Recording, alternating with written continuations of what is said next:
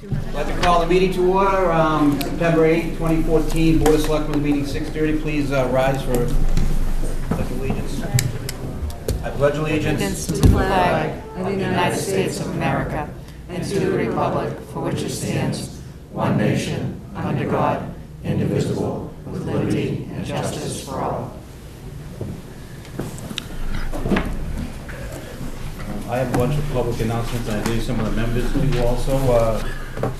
Mike, did you have something? Yes, I'd like to remind the residents that September 13, 2014, there will be a hazardous waste collection. There's a lot of interest in that. It'll be 100 Essex Streets in Whitman. Identification will be required for proof of residency.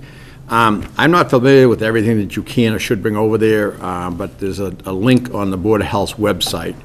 I know, paint, especially oil-based paint and things like that, it's a good time to get rid of it instead of having it hang around your house. So again, that's September 13th, 2014, 9 a.m. to 1 p.m. at the DPW garage on Essex Street in Whitman. And you will need, we have a collaborative with some of the surrounding towns, and as long as you show you're an Abington resident, you're more than welcome to bring your stuff over there. Thank you. Thanks, Ken. This is also a public announcement, a reminder that the Jeffrey Coombs Memorial Road Race is taking place on Sunday, September 14th. It's the 13th annual road race. As far as the details go, the children's race begins at 8:30, followed by the main race, which begins at 9 o'clock. And just for those of you who have been there before, it's a great time. It's a very family-friendly day, and even if you don't race, there's a lot of activities for kids and grown-ups. Everything from face painting to some great food vendors and that type of thing. So again, that is the 13th annual Jeffrey Coombs Road Race is September 14th. Thanks. I don't. I've got a few things. I'll run through them real quick. I'm trying to make, as chairman, I'm trying to make the meetings a little more, some of the upcoming events too, so maybe people will actually watch us more often. Abington Girl Scouts sign up Thursday, September 11th, 6 to 8 at the library from kindergarten ages up. Abington Music Parents 35th annual craft fair is this Sunday, 10 to 2, the same day of the Coombs race. That's at the high school. That's a large event, 35 years, it's crazy, 10 to 2, 80 crafters and a snack bar. First annual, this sounds very interesting, and now that we have the fire department here too, I think they'll appreciate it, but Sunday, October 5th at Island Grove, noontime, there is, what's it called, the Abington Canoe Relay Race, so that should be very interesting. You can go to Abington Canoe Relay Race at gmail.com to sign up. They have a Facebook site too, and I believe it's a community-wide effort, not just one organization, but numerous organizations, and they're trying to raise money to purchase an automatic CPR machine for one of the ambulances. So that's a worthwhile event, and we'll touch upon it as we get closer. And the last thing I have is Sunday, September 21st, 2 p.m. I believe there is a dedication of the North Abington portion of the rail trail, the Hanover branch of the rail trail, and that's going to be at the Abington-Rockland line off of Charles Street in the woods, so that's kind of a cool thing, too. We have an update on the summer concerts. I can update you right now, they're over. Summer's over. But if we'd like to have Nancy Reed and Jan Prell come up to the microphone and talk about... No, Jan, you don't like to get up, but go ahead, you can get up, too.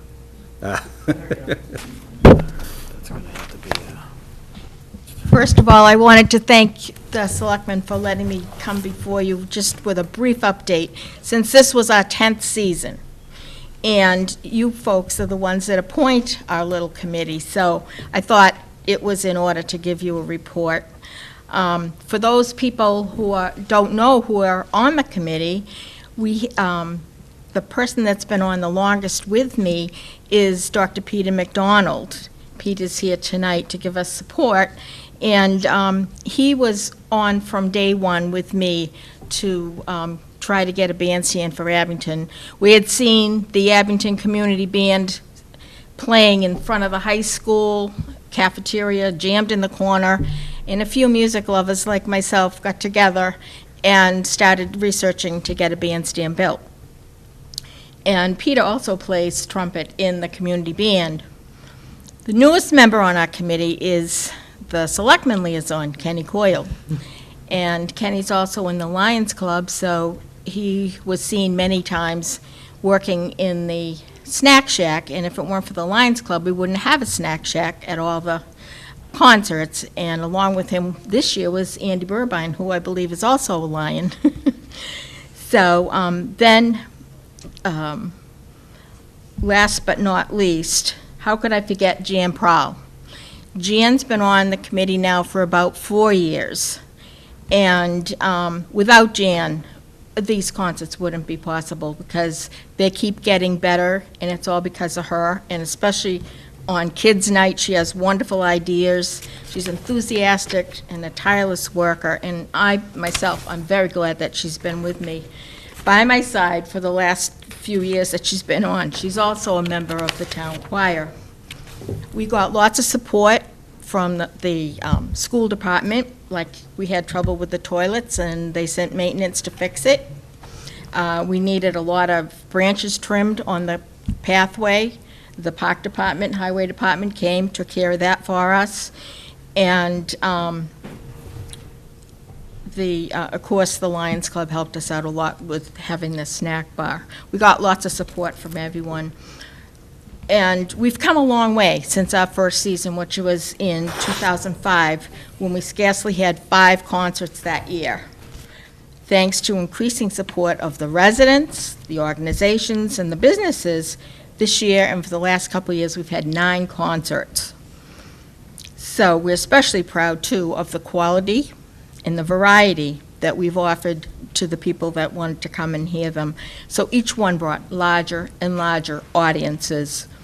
And we had everything from country rock to a Beatles tribute band, street corner, doo-wop a cappella, and even a 25-piece big band. We also had Dixieland Jazz, and because of the support that we get from the Abington Senior Center, they let us use their building whenever it rains, so we had the Dixieland Jazz there. We had a firefighters night, a kids night, an Abington night, in addition to seniors night. The final concert on August 24th was also senior night, sponsored by Friends of Abington Seniors. The featured performers were local favorites, Dale and the Duds. Judging by the number of free ice cream sandwiches we gave out, there were about 600 people at the bandstand that night, a record crowd. And it's especially gratifying to me to see my dream of having a bandstand in Abington become a reality, and then to see more and more people realize that listening to live music is a wonderful outdoor atmosphere, and it's a great way to spend a Sunday evening with family and friends. And it was said in the movie Field of Dreams, I've said this a few times, if you build it, they will come. Well, judging by this year's attendance, they sure have come, and from everywhere. I've put together this poster that will be downstairs in the lobby, and there are pictures from each of the concerts we had this year. I could have added lots more, but there's one that will show how many people were in the audience the last concert, but most of the other audiences looked about the same, so I think we're doing a good thing. Now, Jan has a couple words she'd like to say. I'm not sure if that count was right, because I know I had 2 ice cream sandwiches. Andy had at least 3, I saw them, so. But we had people that didn't take them. Okay, all right. Good answer. We picked up 600 that night, so and some people didn't take them. We left some, though. I don't want to think we ate them all. Go ahead, Jan. Thank Like you. Nancy says, it was an amazing season. I mean, we started this year like at the end of January, specifically for the 10th season, because we knew we had a lot of work to do. And one was to book Dale and the Duds as early as possible, or you don't get them. So like I said, she did the whole mix of many things.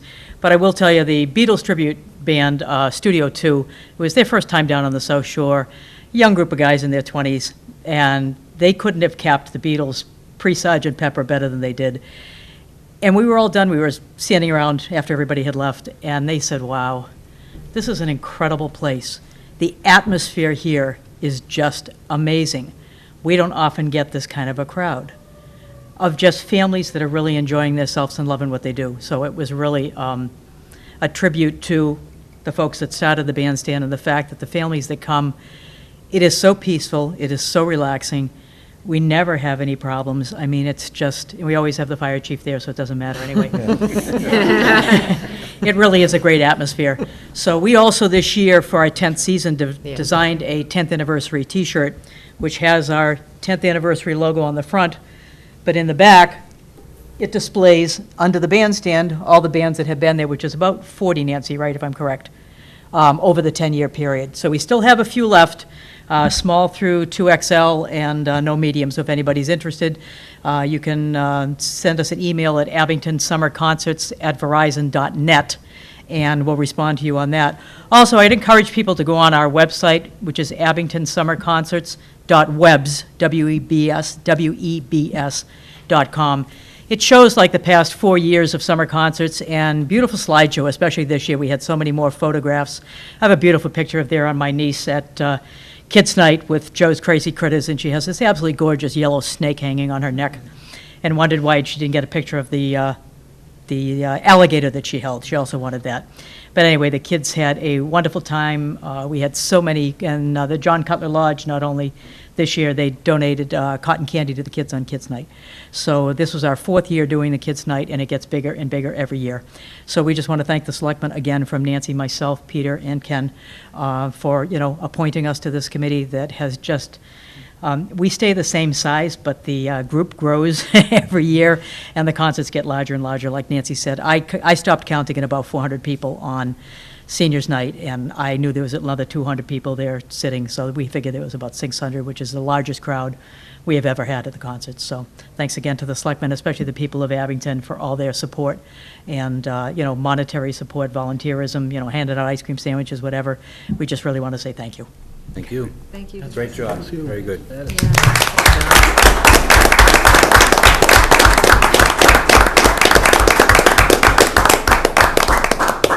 There was one announcement I forgot, and I don't know how I could have forgotten it, but tomorrow is Election Day, primary day. Tomorrow the polls appear at the voting places at the high school for all precincts, 7 a.m. to 8 p.m. So good luck to all candidates that are running. I think that's all I have. If Chief Nuttall would like to come up to the microphone and...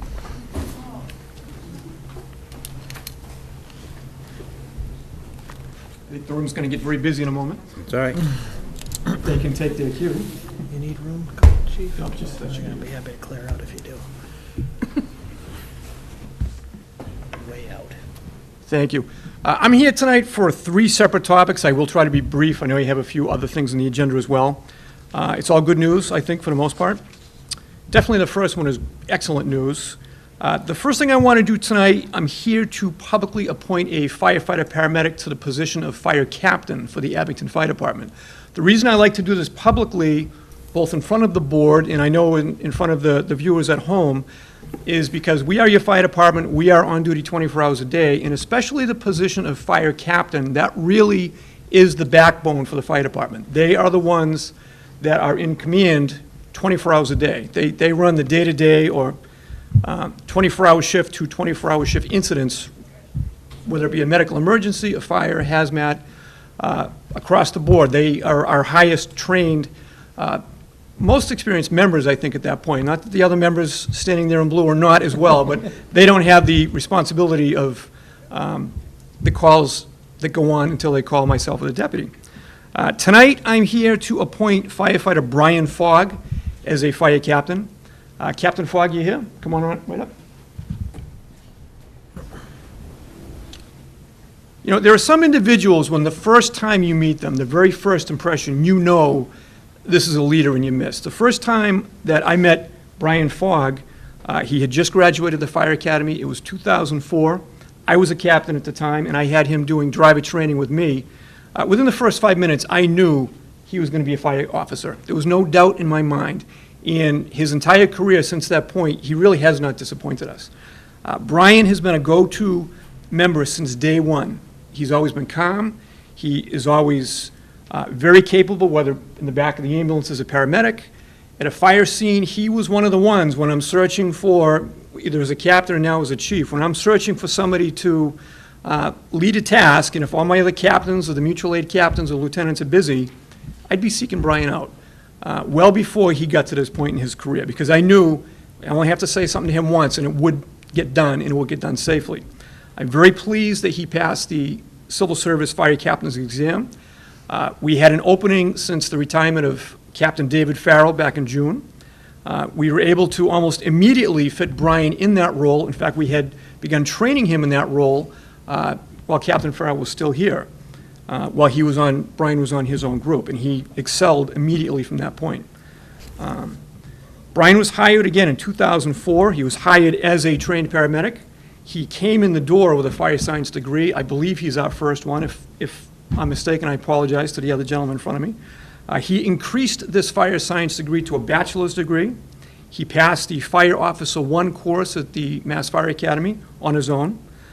He has been performing as a fire captain since June. Tonight is the public appointment of that position. He actually has had this role since June. He's had a few fires and serious incidents under his belt, and he's excelled at that. He was very calm and professional while he managed these incidents. I have 100% confidence in Captain Fogg's ability to keep the residents of Abington, as well as any member of the Abington Fire Department or area mutual aid fire departments that happen to be under his command. I have total confidence in him.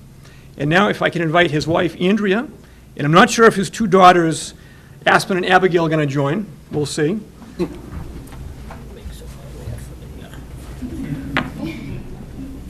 And I'd like you to do the honors to officially give him the badge.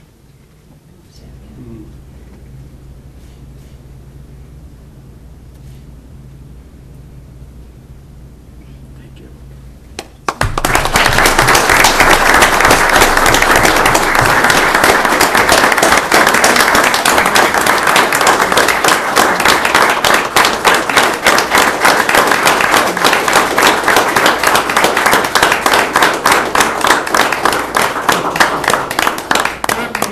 Cap, do you have any words you want to say? I knew that was coming. No, I'm going to keep it short and sweet, but thank you for the kind words from the chief, flattering words. I can't say enough about the fellow co-workers, the Abington Fire Department, the Board of Selectmen members of the Town Manager's Office. Appreciate all the confidence in everybody from the townspeople of Abington. I hope to be continuing on for the foreseeable future for some years to come. None of this could be possible without the dedicated support from my family, my lovely wife, and my two little girls. It's been a rough couple of years getting to this position, so thank you, I love you, and thank you.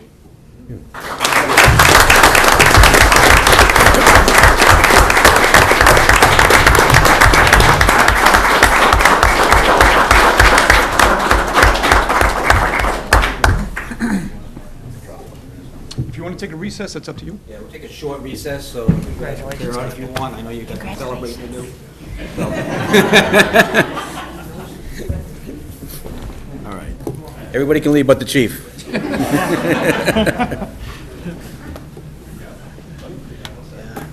Thank you. Nice job.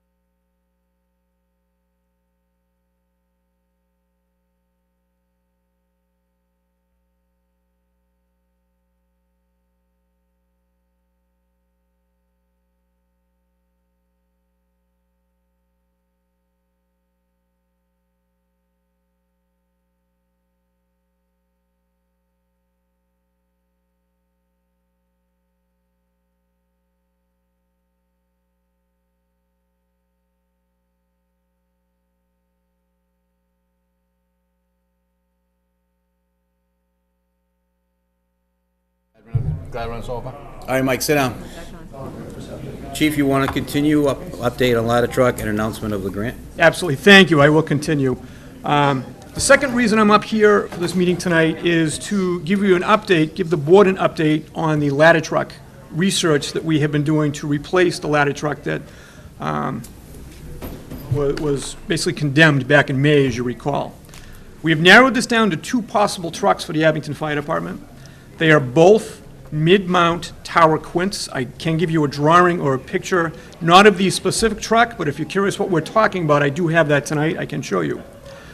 Both of these trucks are under budget, not by a great deal, but they're under budget. They're both being engineered for the Abington Fire Department, for our station. I'm waiting at this point for an engineer's report, which I was hoping was going to be in by today, but it is not, which is going to ensure that it will fit at Station 1. I have hired an independent architectural fire apparatus engineer, there is such a title, and he has taken all of the measurements of the ramp in the front of the station, the floor of the station, the door height, the ceiling height, as well as he has information from the Commonwealth of Mass, from the DOT, from the proposed work when they go to widen Route 18. We have all that information. He just got this late last week because we had to wait for the final drawing on one of the aerial trucks that we wish to purchase. And now that we have that overall height and length, we have to make sure that when this truck goes to back in, it's going to fit. I'm not concerned it's going to hit the door. I'm concerned it may hit one of the ceiling beams, which are not movable.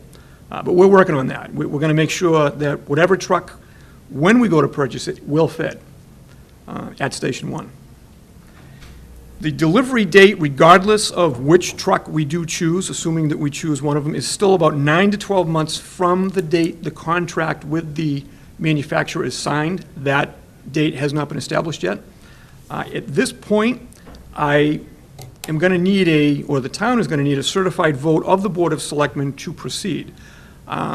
Leo Provost had provided both myself, the town manager, some model language for that document. I'm not sure if you've seen that yet.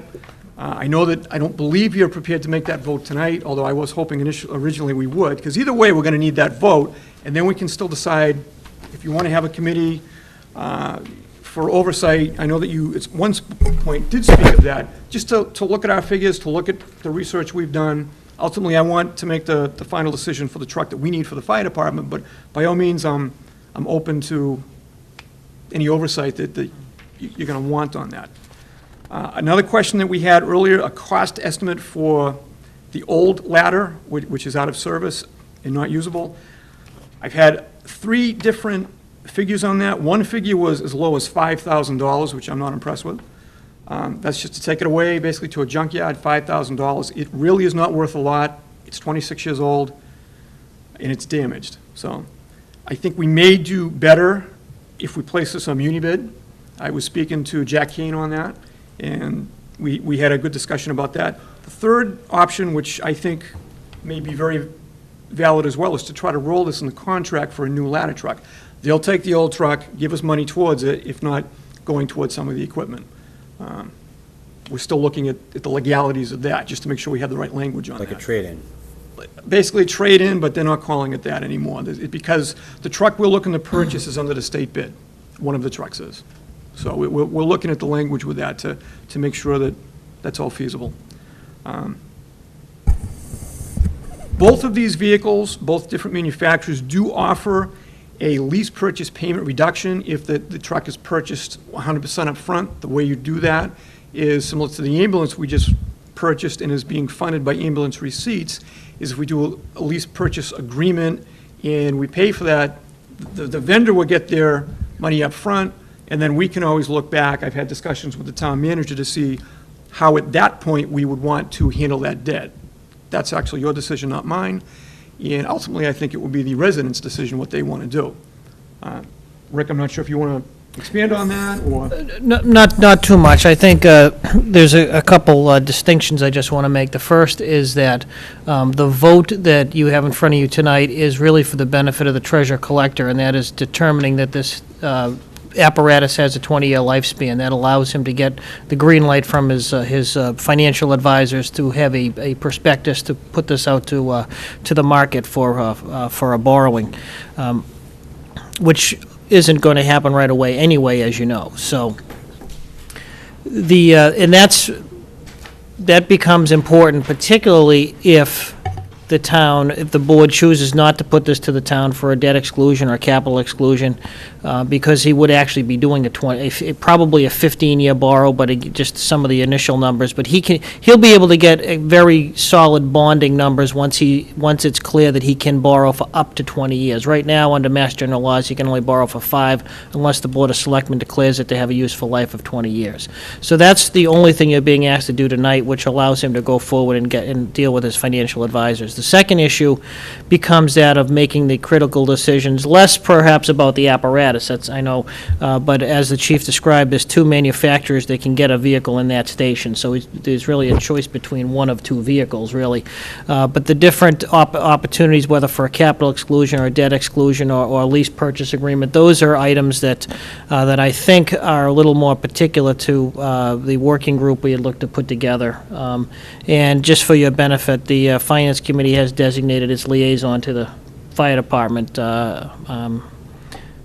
Sean Tyler, sorry, Sean, to participate also. So I just want to distinguish between the vote that you're being asked to make tonight, which is more of a opportunity for the treasurer collector to go forward and do his job more effectively, versus separating that from decisions you still have to make in the next several months to a year down the road. So that being said, the goal would be to hopefully be in a position that later in the month, the board will be comfortable, and the chief will be comfortable in actually making a decision on what machine, so we can sign a letter of intent to move this forward. That'd be the goal, at least.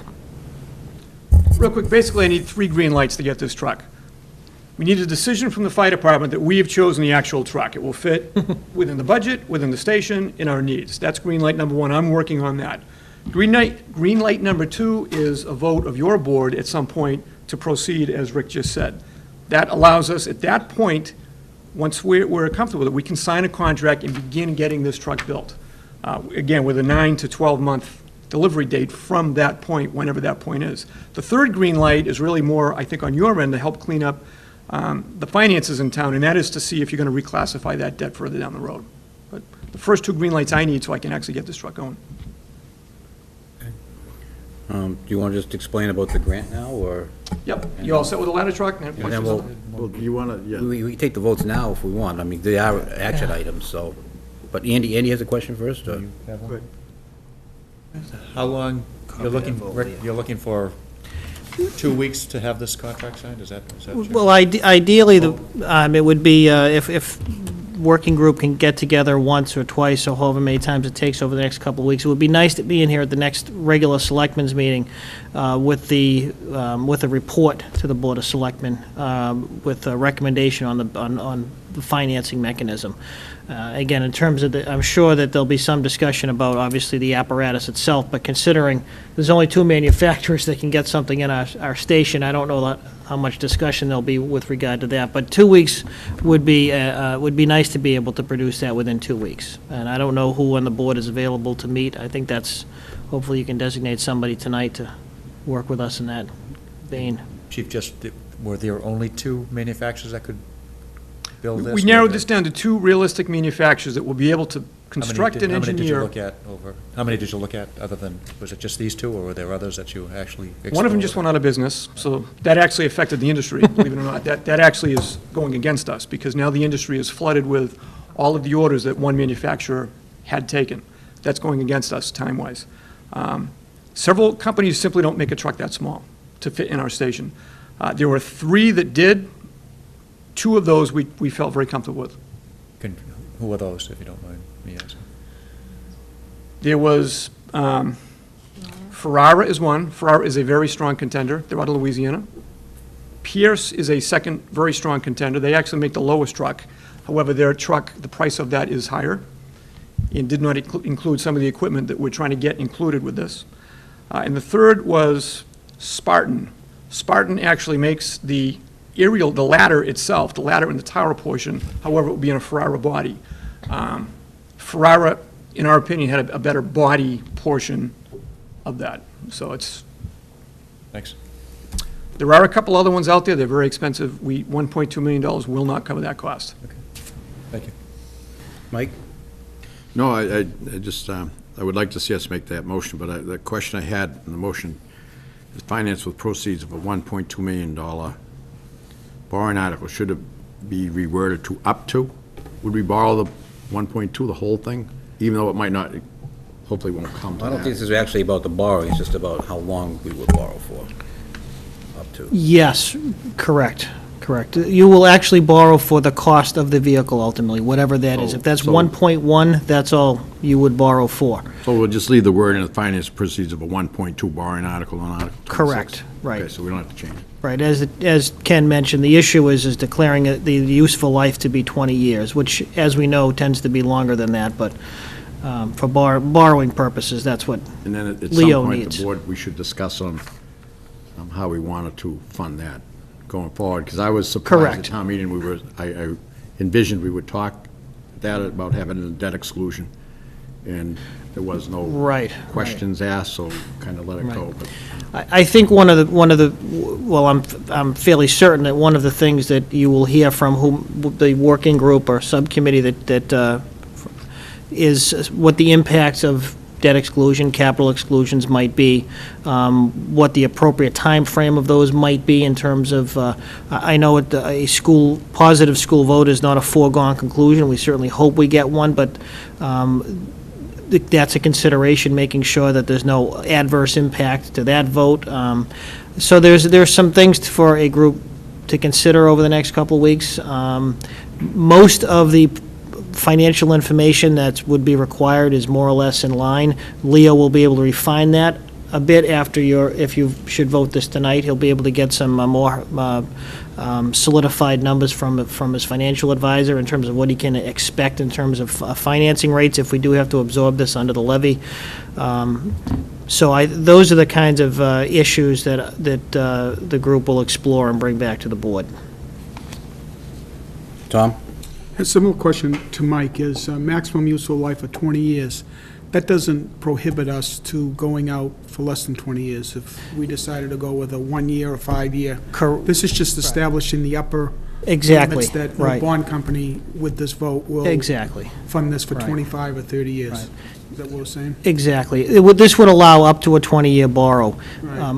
I would say if, for instance, this comes, the board decides to do a debt exclusion, I think, or if we have to absorb this under the levy, just some quick numbers, and this is before Leo can really refine them too much. It looked like about a 15-year would probably be the best balance between, the overall cost of the vehicle with interest. And if you were looking to do this perhaps as a one-time capital exclusion before the school vote would even be on our books in the next couple of years, the impact of that, obviously, on borrowing is completely different. A one-time exclusion, the interest on that. So those are the factors that we hope to bring to you at the next meeting.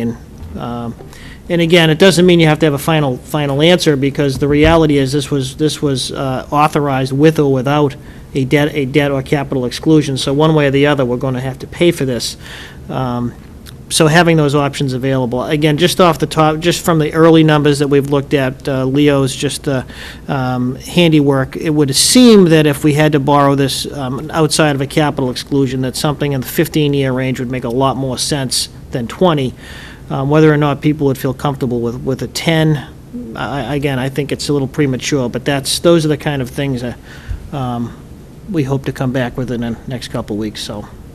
Do you have other questions, Tom, or is that it? No, that's it. Well, if that's the case, then let me go in order of our discussion item. Designation of member, Board of Selectmen to participate in discussions regarding the fire truck purchase. Anybody volunteering? what time would you be looking, John? We can be flexible. We'll work around anybody, I'd be happy to do it as long as it was like around 5-ish, 5:30. Is that possible?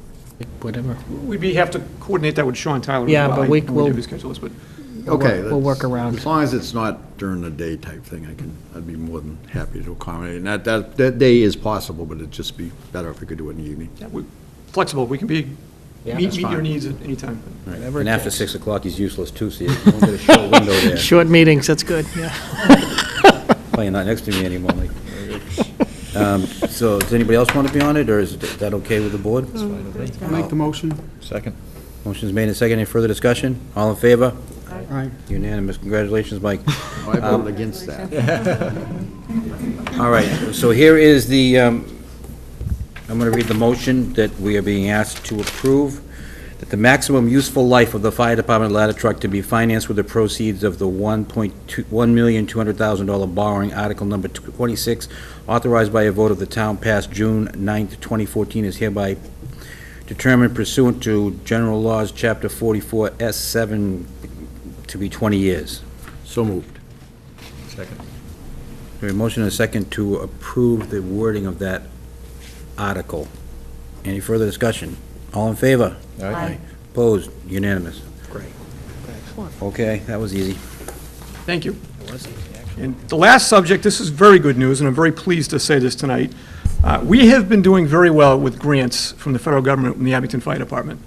We have a great grant writer, one of my captains, Jack Lynn. He's not able to be here tonight, although he would have liked to have been. He, again, really was the author of this successful grant that I was notified of this morning from our federal representative from the grant process, not an elected position, that this Friday we will be notified officially in writing that the Abington Fire Department has been awarded a successful SAFER grant. SAFER grant is Staffing for Adequate Fire and Emergency Response. What this means is this will allow us to hire almost immediately 4 firefighter paramedics that the federal government will pay for completely for 2 years. There is no contribution required from the town of Abington beyond that 2-year period. If for some reason we cannot afford them, we are not bound to keep them. That's not my goal, obviously, but that is a very important piece that we have to understand.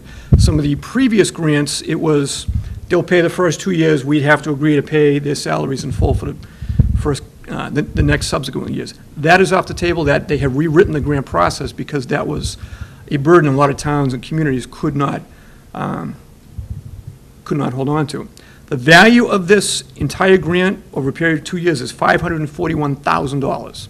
This will pay for the salaries and benefits, including health benefits, not overtime, for 4 firefighters for 2 years.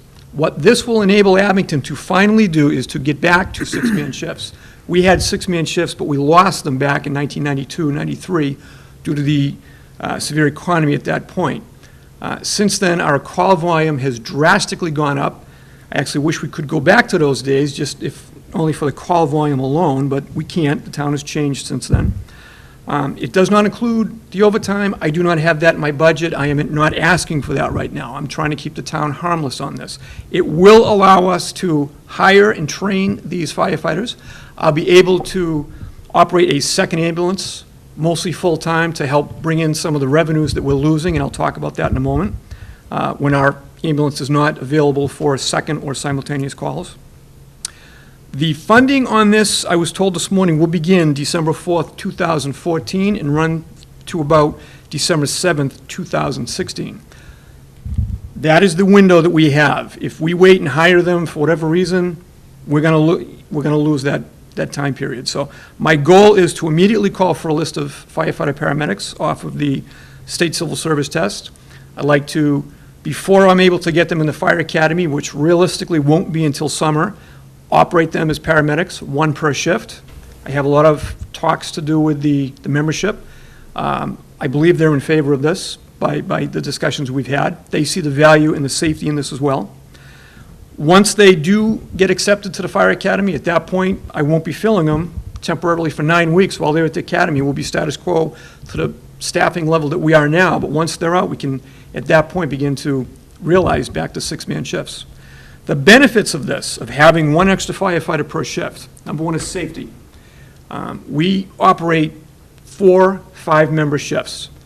5's an odd number, literally, because if we have 3 trucks going out, 2 of those trucks each have 2 personnel. 1 truck has 1. They're by themselves. That's not a team. That's really not an effective unit. We're constantly sending 1 firefighter by him or herself out any time of the day for either usually simultaneous calls, which means 2 firefighter paramedics are in the ambulance, 2 are in the engine. They're tied up at 1 emergency scene or emergency medical. Another call comes in, that 1 firefighter by him or herself, they're on their own. Hopefully somebody comes in to help them, but there's a long time frame when they are completely by themselves. This will at least give them a partner so they're not alone. we're still talking two-man engine companies or two-person engine companies. The city to the north of us, Weymouth, they're running four-man engine companies. We're still 50% what they are. Right now, we're 25% of what they are when we only have one. So this is going to solve that issue. That's a critical issue that we're only getting busier. We're averaging anywhere from 2 to 3 times in a 24-hour period, one member's going out by themselves. We have to end this. This is our chance to do it. The second benefit to this is, I spoke earlier about trying to operate a second ambulance. Right now, we operate one ambulance. I have almost 3 ambulances shortly. I'm going to have the new ambulance when that's here in about a month, and we're retaining the 2 older ambulances because I really need 2 to keep one running, because usually one's breaking down. We're running into that now. We're running these into the ground because of the call volume we have. This will allow me, we will have the equipment to operate 2 ambulances all the time. When the first ambulance goes out and they're committed with a patient with a transport to the hospital, if a second call comes in, we will now be able to transport that patient ourselves. We'll be able to retain that revenue. As well as if a mutual aid town calls us for an ambulance, if theirs not available, we hopefully can pick up some of those responses as well. To give you an idea of the amount of money that the funds and revenues that we're losing, just the last 3 years, 2012, 13, and so far the first half of 2014. In 2012, we lost about 200 calls to our neighboring communities, Rockland, Whitman, Holbrook, to the tune of about $121,000.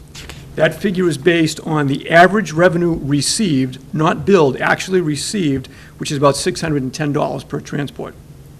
In 2013, it was very close. It was about $126,000 because we lost 208 calls. And I went through the logs, and these are actual calls. I can't just go by their numbers of how many times they came over, because there's a lot of times when they don't transport, or looking at what we had going on, we may not have been able to capture some of those calls if we were to fire. So this is a very detailed study that I did. I'm very confident with these numbers. So far, just for the first half of 2014, January to June, we've lost $51,000. If we extrapolate that out, we're looking at, again, at about $102,000 estimated for the year. I'm hoping to be able to recapture that revenue and probably maybe 50 more calls, which is an estimate of times when we would have a second ambulance available to provide mutual aid. That we don't have that data because they know if we're already transported, they're not even calling us. So I'm confident we could gain between $120,000 to $180,000 additionally. That's not enough to offset the cost of 4 firefighter paramedics. I think we can do some internal, we can look at some internal things within the department to see how we can keep going through that to retain these people, maybe not run the ambulance all the time, but very close to it, and especially during the busiest time of the year. We're going to have 2 years pretty much to get our act together and to generate this income to allow us to make some choices at that point. This is a chance we have asked for years from the federal government. We actually got it this year. It's the chance to prime the pump, if you will. They will pay for the firefighters coming in. They'll send them to the academy. We will not have any of those costs. We'll be able to get them in, begin running that second ambulance, and now we're going to begin generating that revenue. The cost to Abington is for the firefighter gear. I have that in my budget. I will take care of that. To give you a real quick breakdown, I'm not trying to go on too much, of just how busy Abington is compared with our surrounding towns and the shift strength. Abington has 5 members per shift. We're averaging 3,400 calls a year. That's actual emergency calls across the board. Rockland has 6 members per shift. They were at 3,033 calls last year. We're already beating them with less people. Whitman has 5 members per shift. They're doing 2,700 calls a year, 2,791 last year. Holbrook, 5 per shift. They're 2,563 calls last year. Hanover was a little unique. They're running anywhere from 5 to 7 per shift. I'm not quite sure how that works for them, but it does. They're doing 2,700 calls. So we are the least staffed and the busiest department in this area, which again is a burden on our surrounding communities. They're constantly coming over here.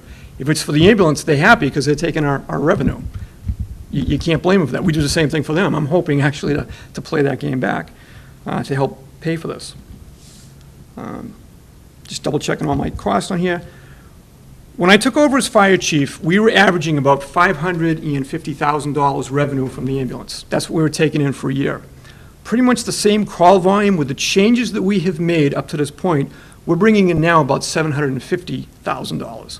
I am hoping with these changes, by running the second ambulance, we could be bringing in about $869,000. That's offsetting the entire fire department budget. We're one of the very few departments in this town that can do that. This has given us 25% more personnel per shift by doing this. It's a chance that I am willing to take. There are some risks with this, depending on looking at the hiring, and I want to make sure that we're not one of the cities or communities that hire 40 firefighters, have them for 2 years, and lay them all off. I have no interest in doing that. I don't believe we will have to do that, and I think we will work cooperatively to avoid having that happen. The benefit Abington has that a lot of the larger cities and some of the larger towns did not have when they got these grants is we already have not only the ambulance service, but the ambulance and the equipment able to do it. I simply don't have the bodies on this. Middleborough tried this. They did not have the ambulance service. He couldn't do it. Fall River desperately needed firefighters. They, I think, had 40 firefighters over the last 4 years because they had a grant extension. The federal grant ran out. The city of Fall River did not have the money to fund those positions. They lost them all.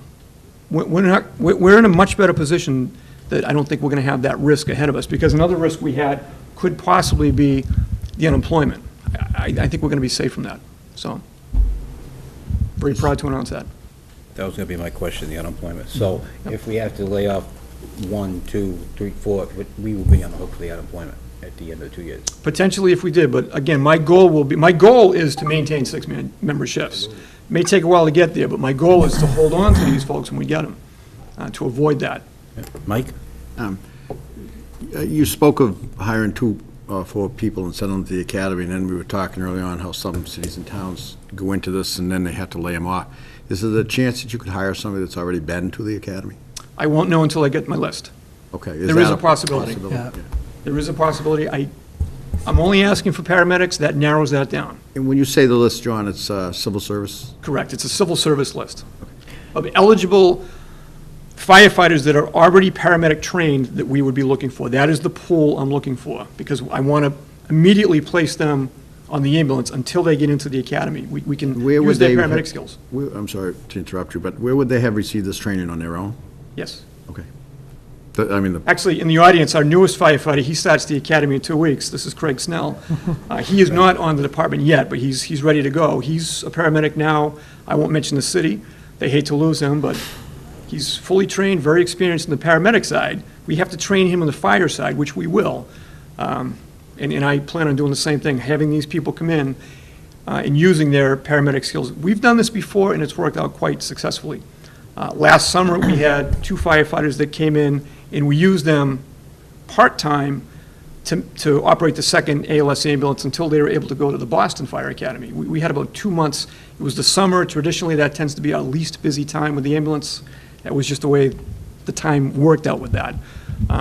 But we were able to capture some of that income by simply having them there Monday through Friday, 8 hours a day. Tom? I don't know, John, you might have mentioned this, but will this move save in any overtime? I guess the question is, today you're running 5-man shifts, you're going Correct. up to 6. Let's say you don't have 6. Are you going to fill the 6th position in overtime, or are you going to? I don't have it in overtime, so no, I would not be filling that 6th position right now. In the future, if we can generate the income, we can look at that. There'll be some negotiation with this, but this does not include overtime. I do not have overtime in my budget, so no. I will have 6-member shifts. When they go to the academy, or if one of those members, the newer members, are out for some reason, I would not be filling them. So it sounds like that should actually decrease a little bit. I would think.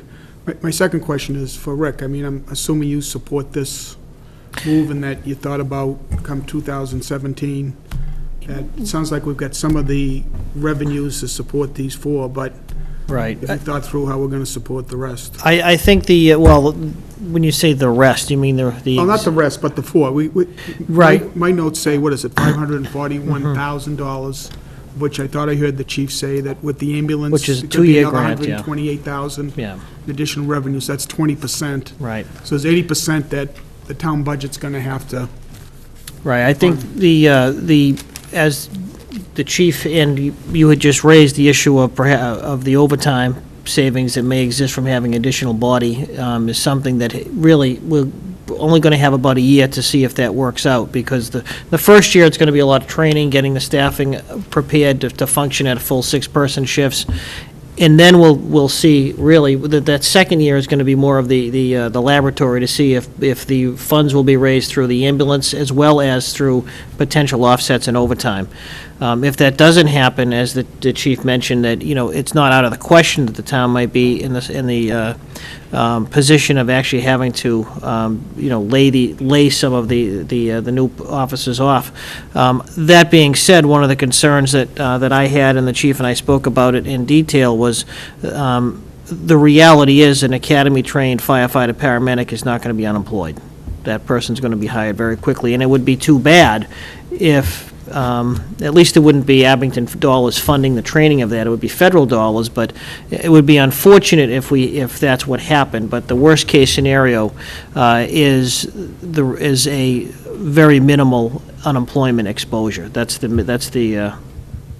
the exposure. So under the circumstances, you really couldn't ask for much more of a better opportunity. As the chief mentioned, the programs of past days where the commitment you had to make longer term was very prohibitive for a lot of communities. Thank you. If I could just clarify a couple of numbers for you. The $541,000, $600 value of this grant is over 2 years. So realistically, it's about $275,000 a year. Okay, that's total over 2 years.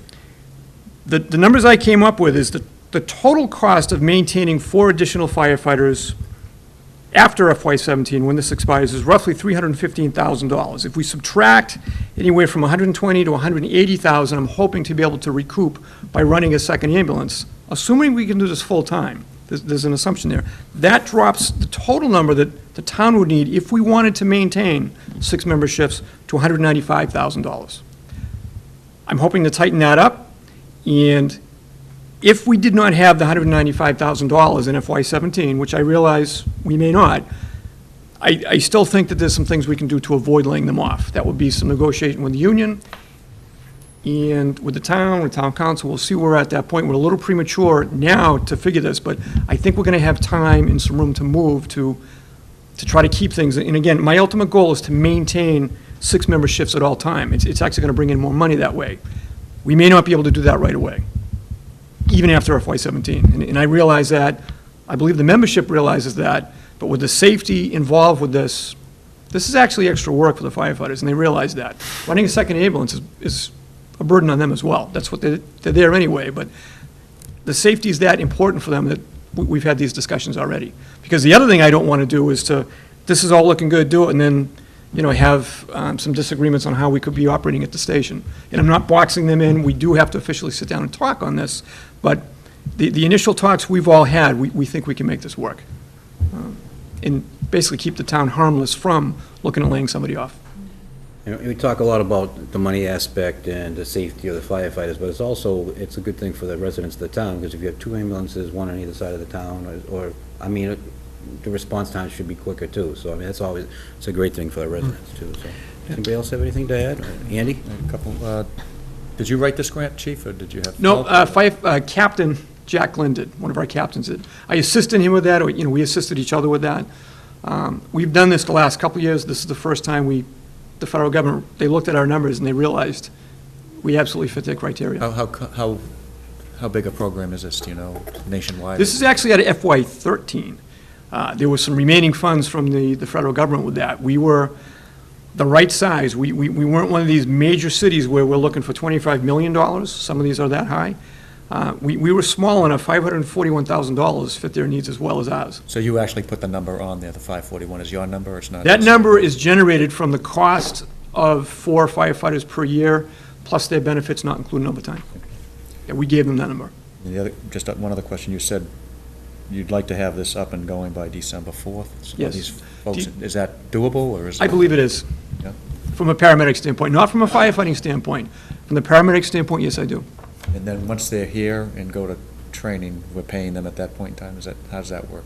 They're still being paid because they're still employees. We're not paying, the federal government's paying Right, for I it. understand that, but, yeah, okay, great, thank you. We just would not be backfilling their positions.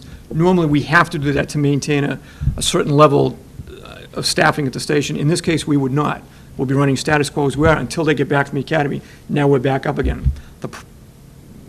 To keep in mind with that, we're also not operating a second ambulance for that 9 weeks, which, that'll impact the anticipated revenue, but we have no choice. So, again, that's why my goal would be to maintain the 6 members at all time. It's obviously not only for the safety of the firefighters, it's the safety of the residents, because if one member is showing up for whatever the emergency by themselves, there's not a lot one member can do. We can certainly do what we can, and we will. We've done it in the past. You're absolutely not as effective as even a team of 2. So it's not only for our safety, it's really for the safety of the residents as well. Thank you. Does this require any action on the board's part? No, it doesn't, no. I just wanted to notify you. He's the This will hiring be coming out. I'm authority, sure yeah. you'll see it in the paper when it hits, and Yeah. the board really should know what's going on. I so. would like to thank you for doing it on my watch as chairman of the board. Even though it was in 2013 when he was around, at least I'm going to get credit for it. Thank you. Thank you. Nice job, That it? Chief. Yeah. Thank you. You may want to stick around, Chief, too, if you don't mind. The hour being 6:40, we have a Joan Fink application for entertainment license for Stronghold Airsoft. Right on target. Just come up to the microphone, Joan. Thank you.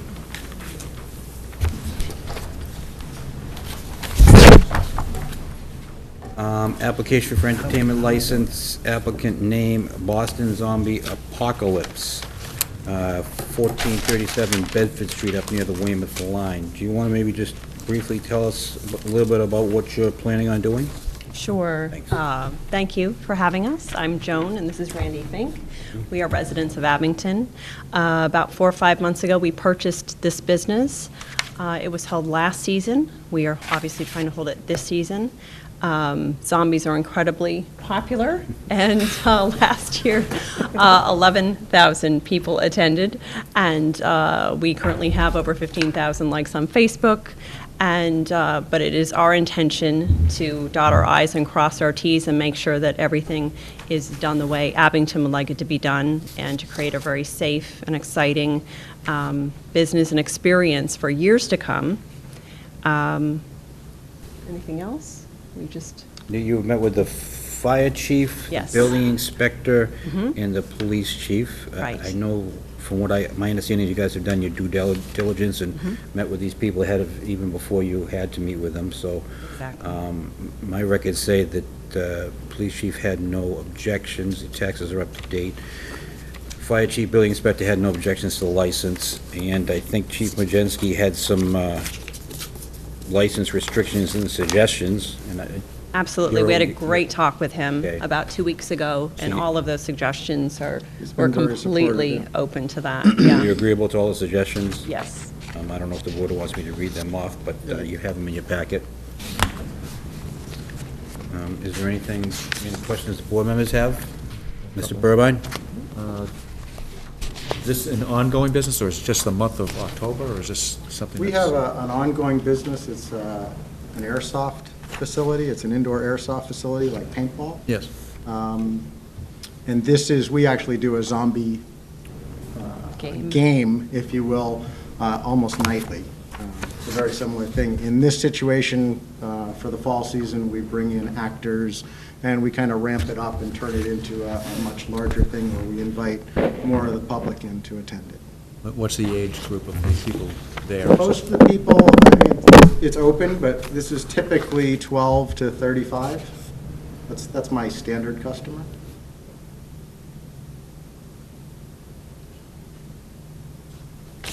Did it? And and what's the cost? Do you have the cost? Is it per person cost on Per person is $20. $20? And you want to be doing it every night in October, is that how you... Honestly, it's not every night, it's mostly weekends, and then right before, right before the 31st, we're there for, I think, 10 days. 10 days straight before Halloween. That's, of course, the big... I actually remember it last year right off the street, because I know they had some props out there, and it really drew people's attention in, so.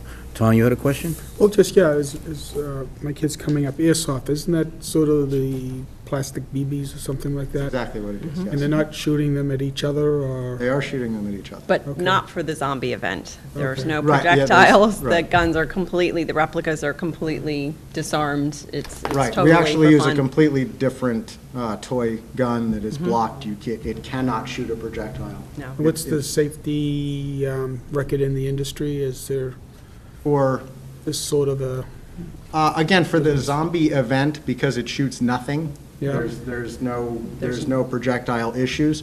For airsoft, we are heavily regulated by the insurance industry. right, I have had to jump through a lot of hoops to get the proper insurance and to make sure that we are covered. And they require full face mask, eyes, nose, mouth, ears Right. covered. There's a lot that goes into it from the insurance end. I can imagine. Do we have a certificate of insurance on file, or do we require one? We don't collect it. If you don't, I can certainly provide one. That's very straightforward. Now, you already have a license for the airsoft. This is for... this is Absolutely. for The zombie okay. is a This very for separate different thing. experience, and what they're carrying is Okay. a toy, essentially, right? Yeah. Now, if you have a toy in your hand and the zombies are coming at you, how do you kill them? Doesn't shoot anything. You basically go bang, It might go pop, but there's, and yeah. the zombie goes, ugh. Toy zombie, not a real one, that's all. Mike doesn't understand this, but go ahead, Mike. Is there any chance that the zombies look like members of this board? We can have a theme night. We can have a theme night, and you're more than welcome to volunteer. I was going to ask if anyone wanted to step up. You're more than welcome. Might be an unusually large crowd that night. I did have one, parking, do you have enough parking up there? You had no problems with parking last year? There were definitely problems with parking last year. I am working with the bus company that is in front of us, and they have committed to moving the buses for us and allowing us access to that lot. They would prefer not to have the buses right there when we're doing this. There were definitely problems last year with length of wait times for people, and some of the things we're doing to overcome that this year, rather than doing just show up and get your tickets. Our tickets are all available in time slots ahead of time online. So we will only sell a certain amount of tickets per time slot. So if people show up, we don't have tickets available, we send them away, tell them to go get tickets online, come back when there are tickets available. We're only allowing a certain amount of people through. That's very strictly regimented. And refresh my recollection, did you manage this last year? I did not. No. Were you I did around to not. see it in operation? I was not around to see it. I mean, I am an Abington resident. I was here for the last 3 years. I consciously avoided the area last year. But we have a lot of people that were at the event last year that have been giving us guidance, and I have heard and talked to literally hundreds of people regarding the problems around this, including all of my neighbors, all of the businesses around us, the fire chief, the building inspector, the police chief certainly has given us a lot of guidance in how to move this forward. And just on one more, so, were there any incidents, to your knowledge, up there, as far as any problems? that you- There were problems last year, and I think that's why you met with the chief of police to correct all those, but. So these He, recommendations, he thinks will take care of whatever problems he there were. absolutely does, We yeah. also, in your packet, have a letter from Ed Bulcher, Deputy Chief for the Fire Department. Says, Mr. Fink has complied with every request we made in the hope the experience will be safer for everybody. And the Abington Fire Department has no objection to issuing this license. And I get a kick out of Marshall Adams, the building inspector, who says, I inspected the recommendation I discussed for the zombies, 1937 Bedford Street. So I will entertain a motion. I'll make the motion. As long as the police chief recommendations, and you're already aware of that, that's fine. They're Just gonna be- one they're part of- comment. They're part of the issuance of the license of these conditions of Yes. the thing. It would be, you have the haunted house right down the street. We do.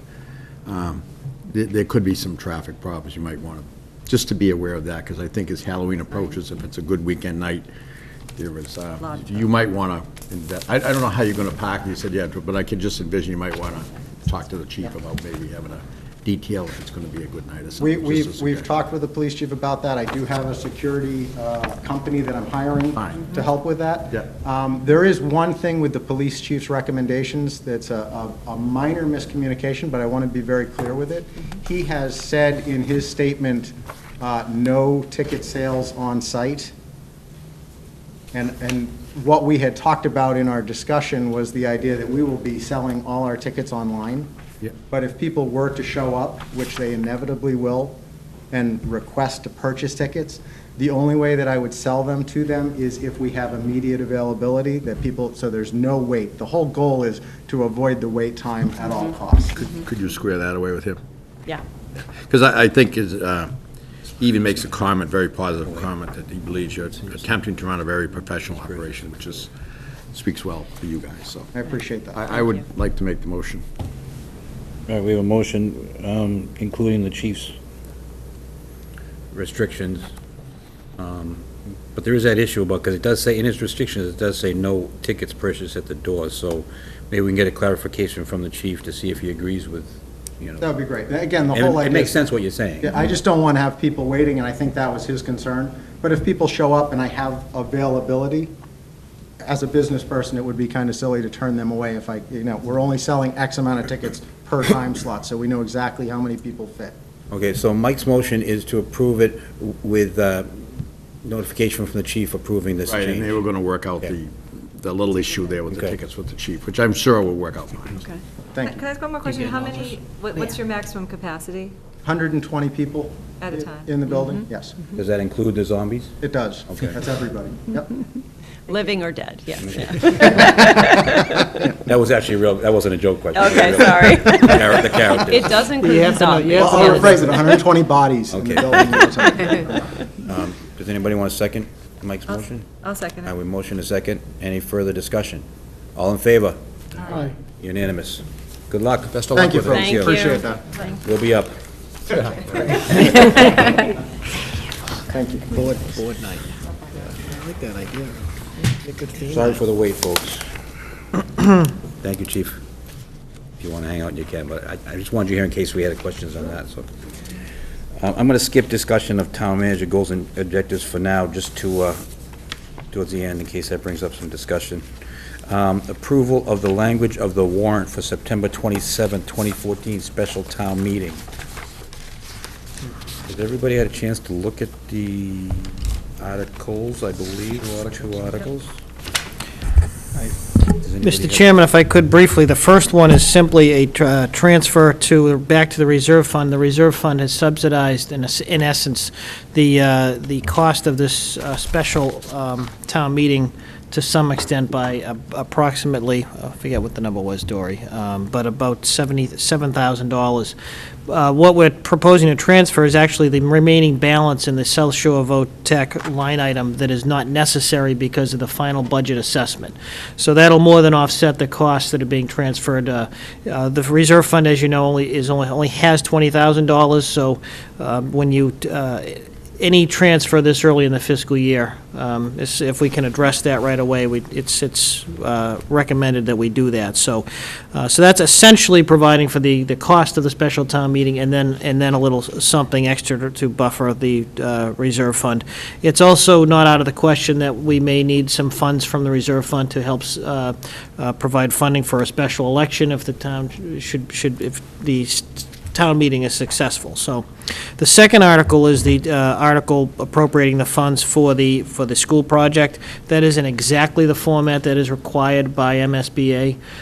There's not, the only thing that we have a question about is the issue of whether or not we can put the actual percentage in. Right now, from our meeting earlier this week, last week rather, at MSBA, that number is going to be about 58% of eligible costs, but that's not going to be solidified until after the September 24th vote by MSBA. So the only thing I would ask you to do is to just, if you should vote to approve this warrant, that you do so subject to any revisions, final revisions recommended by MSBA. And as I say, that would be the only issue, is how they would prefer that we deal with the issue of the actual percentage.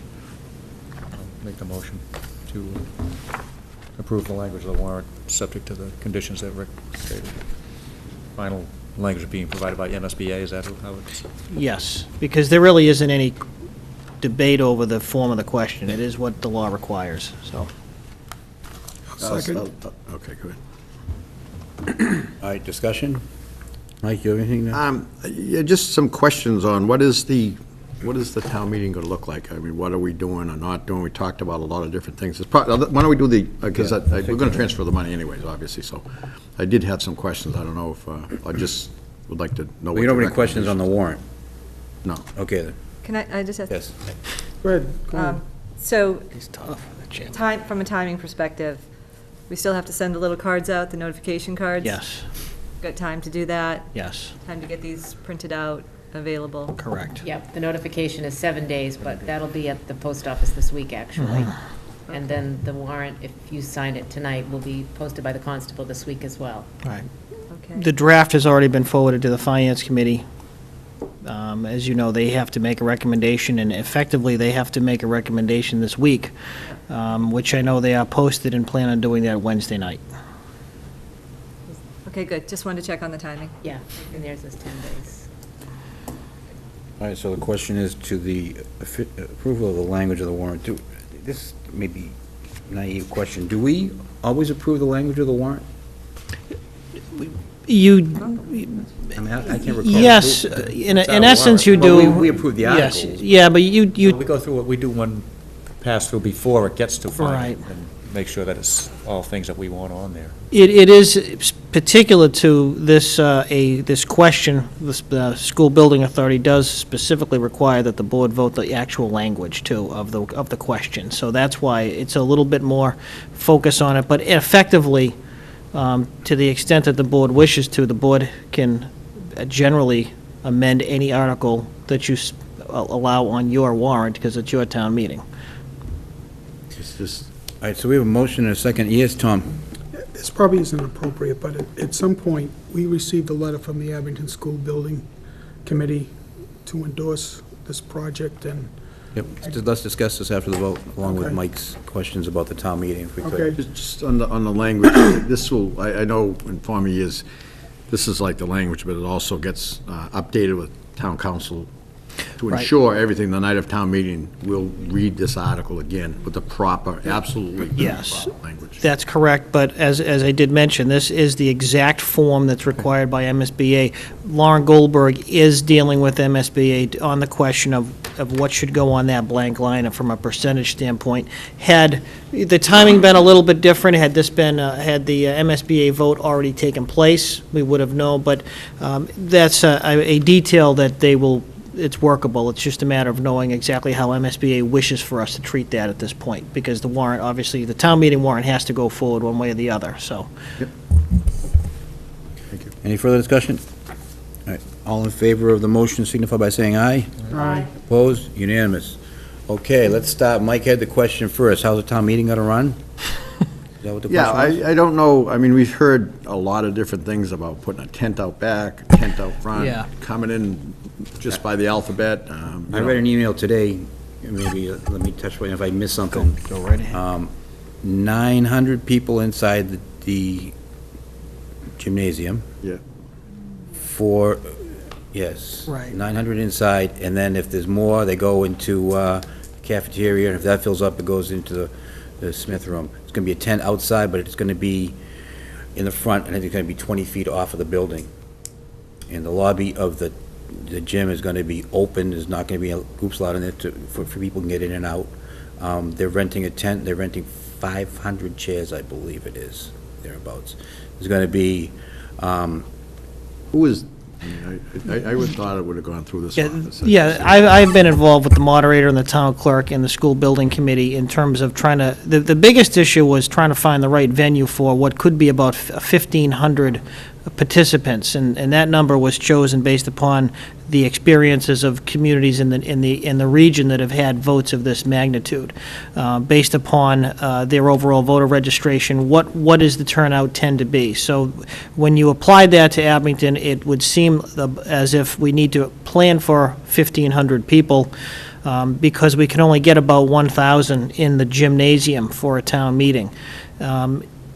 if we have 1,200 and we can only put 1,000 in the gym, we have to postpone the town meeting. So we're making provisions for an overflow crowd in both the cafeteria and also what is commonly referred to as the music room.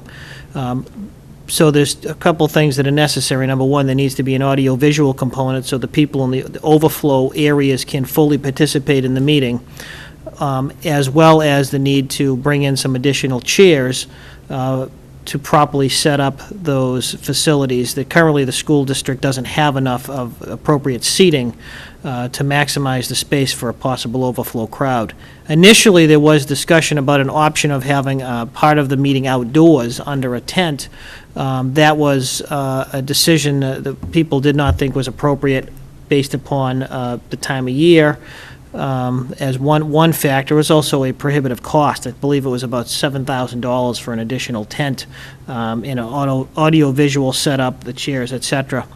When we talk about a tent, as Ken pointed out, the issue is for a voter registration area before the lobby, so that we don't have a lobby that's incredibly crowded. I mean, it might present not just confusion, but public safety issues in terms of accessing the facility should there be a need. So the town clerk, the advice that she's received from some of her peers is if you could register people outside the building in a voter registration area, and obviously having that covered in October makes a lot of, in September makes sense, that it would make things run a lot more smoothly. So that is what we've, those are the plans that we're making at the moment. The funding was transferred by the Finance Committee last week to make that happen, along with the contribution from the Abington Cable Access Corporation of about $7,500. They're absorbing a lot of the cost, because a lot of the audio-visual costs are going to benefit the broadcast of the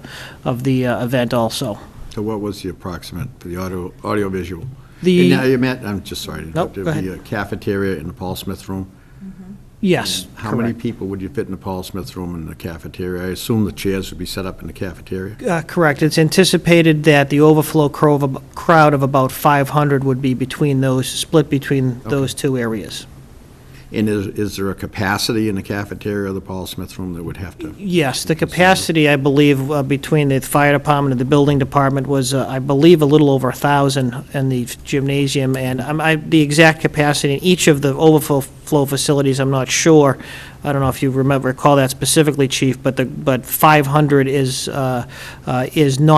within the capacity of both of those facilities, overflow For sure, facilities. because I'd hate to Yes. have, It's have been- the capacity be 300 in the Yes. cafeteria and buy 500 chairs, so No. I would just want to be certain Yeah. that that. It's the capacity has been thoroughly vetted by the building commissioner, with police chief, fire chief, et cetera. In fact, that was one of the biggest issues we had initially was, the first thought was trying to use the Beaver Brook, and then turned out, there was concerns about parking and other issues, and we ended up coming back to the high school as a possible, as the most advantageous location in town. So it's been pointed out that one of the concerns in Abington is we don't have an auditorium to start with.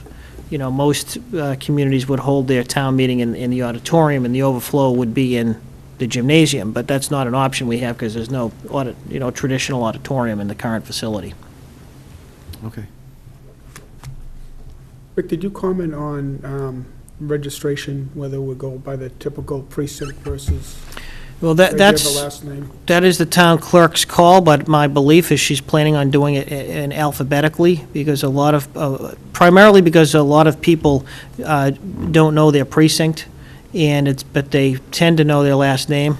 Not everybody, but sometimes sometimes I have my own issues with my last name, but, so it would be more of ease of registration for the general public, not to have to worry about look up what precinct they're in. They would just be able to go to the appropriate area where, between A and whatever, and again, once again, this is based upon advice that she's received from people within her own association that have had to deal with the type of turnout that could be possible.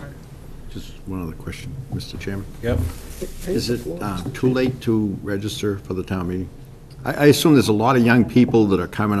I would like to be able to get this on the website to say, you have to be a registered voter, and this is your deadline, so that if you would plan on attending town meeting, because I know there's an awful lot of young people that are looking forward to this town meeting, might not be aware of the process, that they actually have to be a registered Right, voter. and I've been told that September 17th, and the chairman of the school building committee has informed me that is the So deadline if for we could just registration. put it on our website, or, That's whatever we can do to, very just good. so people We know, can- so we give them a fair shot.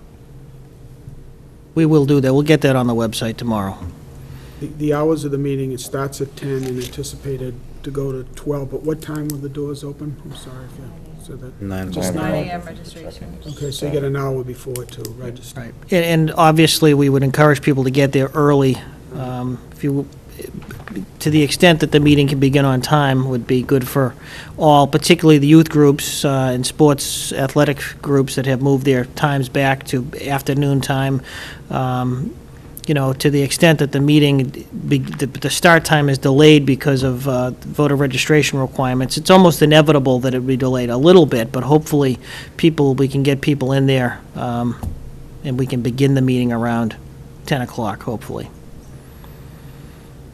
Okay, so that's clear, and now we have a question. Tom, you want to ask the question? What was the question? Well, the question was, we received a letter from the Abington School Building Committee Chair, Rich Testa, on the 29th, requesting or asking the Board of Selectmen to consider taking a public vote at your next meeting to endorse and support the Abington proposed school building project and to support the town's application for state school construction grant funding to help invest in the future of Abington. Mm-hmm. So, this was brought to my attention, I sort of heard this was Same around, and then Rick was nice enough today that I apparently was sent to this office, but it was just basically put in our folders as opposed to emailed to each of us. So I'm just going to ask the question whether there'd be any, whether you consider a motion tonight that I'd propose to basically support and endorse. I think we already have, but I'll make the motion. But What's that? I think we already have made that. Yeah, we have, but just. I'll make it. Just procedurally, See, that's fine. Wait, Especially wait, since hold. Richard is sitting here. Mike, relax. procedurally, I think we ought to, it's not on the agenda tonight. I mean, people might want to hear, or have the opportunity to be here to hear what we have to discuss, and if we do it at our next meeting, which we'll probably be doing the approval of the warrant article at that point in time, too. Yeah, I have no, Sense. I just don't like doing things that aren't on the agenda. But I guess my question, Andy, is why didn't we receive it? I have no idea. I can't Because answer that. I would have requested putting it on the agenda, Yeah, and which is fine, but again, it's not. it just so. seems to me that in the interest of time, to wait till the 22nd, I just assume do it tonight.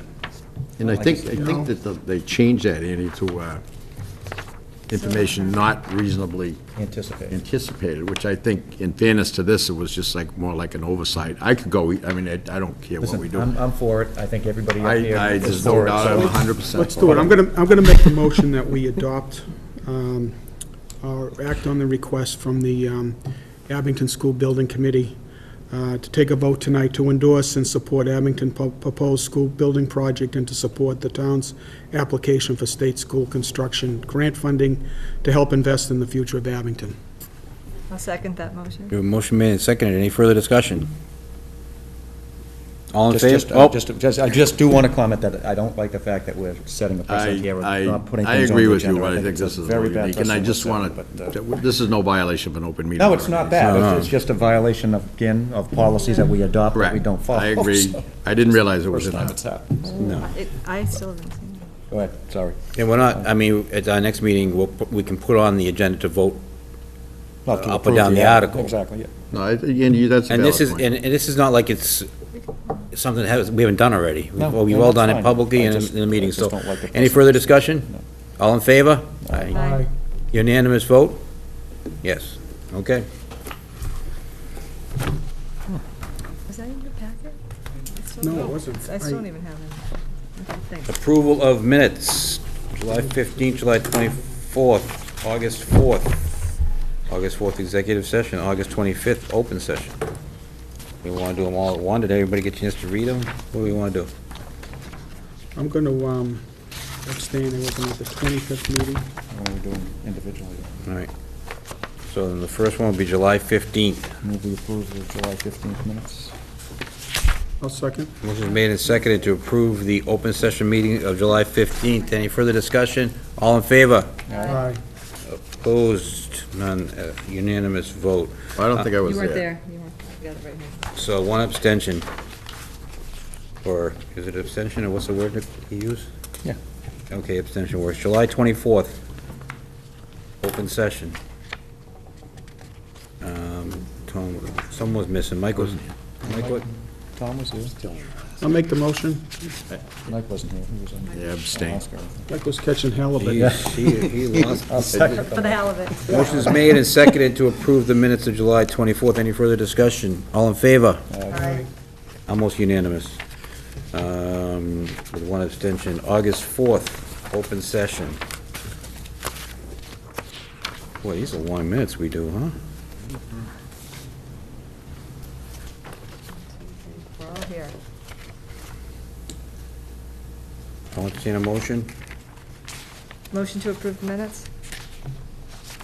Second. Motion is made and seconded to approve the open session minutes of August 4th. Any further discussion? All in favor? Aye. Unanimous.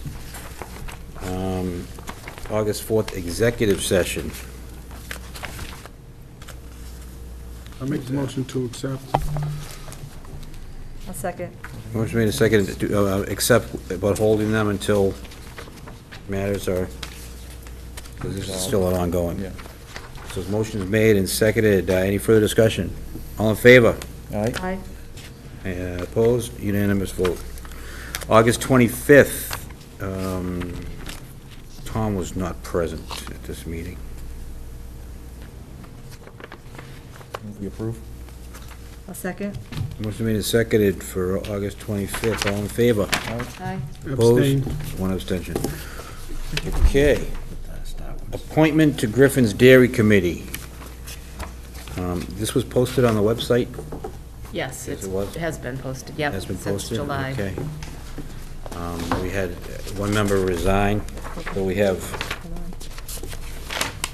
let's see if I think we have 3 applicants.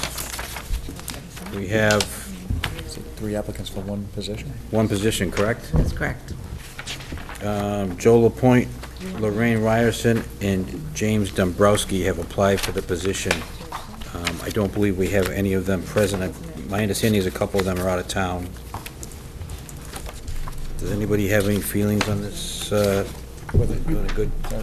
I just have a question. Late today, Dory, you sent out some correspondence you got from a member or the chair of the Griffin's Yes. Dairy. And what was that? Yes, he wanted the board to be aware that the Griffin's Dairy Committee hadn't made any nominee as their recommendation for the committee. They did not take that vote. Did he imply that they wanted to, or? No, absolutely not, that they hadn't taken that vote, and it would be a board's decision. Were all 3 of these applicants told that we were having this tonight? And, Yes, 2 of the applicants were on vacation. The 3rd applicant was advised of the meeting tonight, and I hadn't heard one way or the other, whether he would be here or not. Tom, go ahead. Sorry, Mr. Chair. Maybe it doesn't factor in, but could you tell me the gender breakdown of the committee? Male and Currently? female right now? Do you know? What is that? Let's see. Don't know. We'd have to go I'd have get to our double appointment check. booklet, yeah. Do we know how many members are on the committee? 5. It's 5. 5. Yeah. And right now, there's 4. Okay.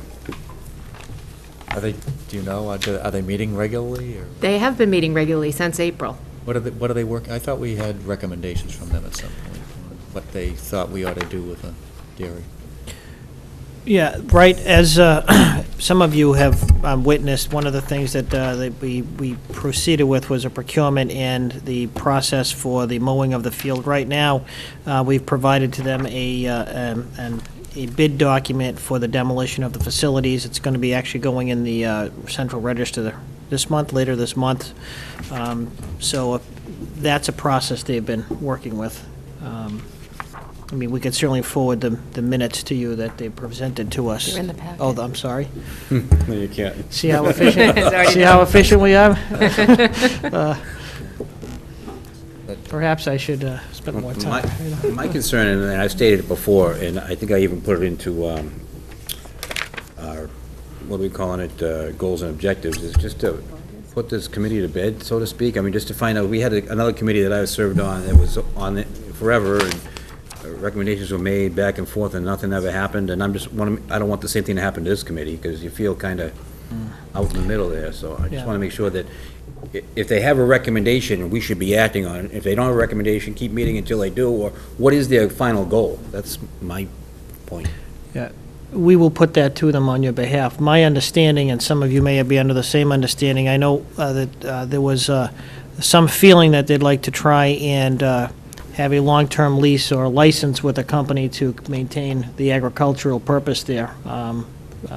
But I do not have that in a written format for you. That's just my own knowledge from meeting with the chairman and attending, I think, on-site meetings facilitating the activities we just discussed briefly. So, but if you'd like, we could certainly look to have them in here at a future meeting and have that discussion, and perhaps that would prompt a recommendation for you to take some action on, or I know it's been a little bit of a hot spot for the town. I know it's the school issue, recreation issues, there's a lot of feelings.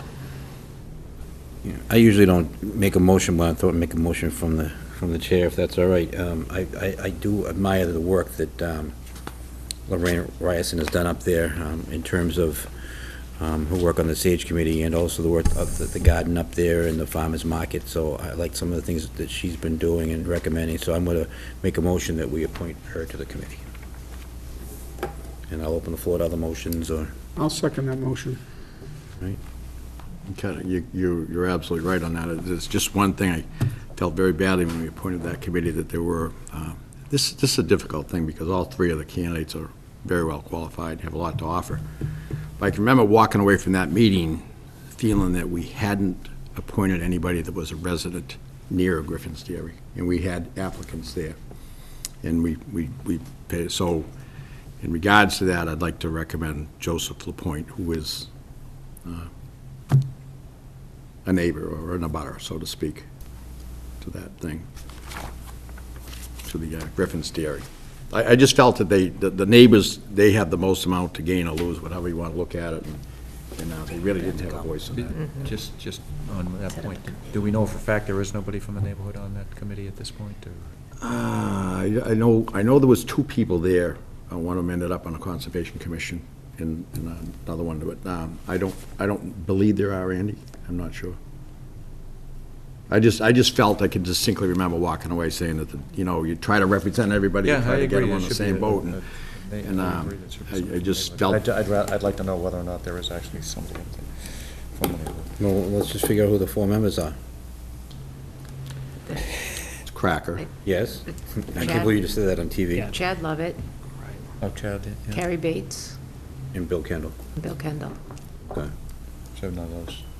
That would provide the gender breakdown, too. Yeah, that Good would- job, Dory. that I we was want. I was impressed. Right. Richard Donovan. Yeah, Cracker. We all know that. Chad Lovett, Yeah, Chad. Carrie Bates, And who was the? William Kendall, and Bill Kendall. who was here earlier He tonight. was here. Yeah, Bill. All right, so there's a motion and a second, and there's another motion without a second. So I guess we'll act on the motion with a second, unless anybody else wants to add anything. No, the motion's made and seconded to appoint Lorraine Ryerson to the board. Signify by saying aye. All right. Aye. Opposed? No. Oh, so unanimous vote, okay.